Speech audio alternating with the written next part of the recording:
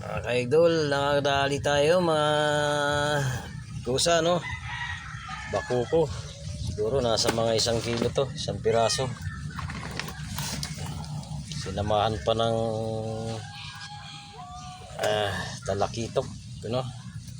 Yung salay-salay na malaki, mga kaidol. Ito masarap ang sabaw nito, mga kaidol. So may biyaya tayo ngayon kahit na medyo malakas ng hangin. Hindi na masama ito, mga kaidol. Sipag at tsaga lang. Kalibre na tayo ng pangulam, no? Siyempre kasama na rin natin yung pamparis sa alam niyo na mga kadod, no? So kung bibilhin mo to, mga kaidol, kulang yung 500 mo rito, mga idol.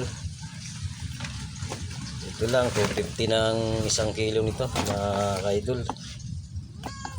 Ito muling. Ayan, para sa iyo yan.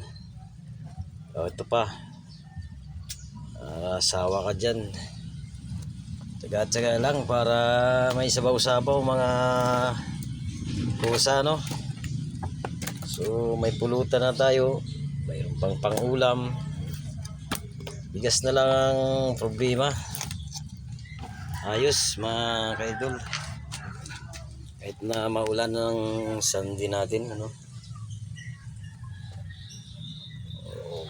Okay, di na masama. Magandang blessing to, mga kaidol.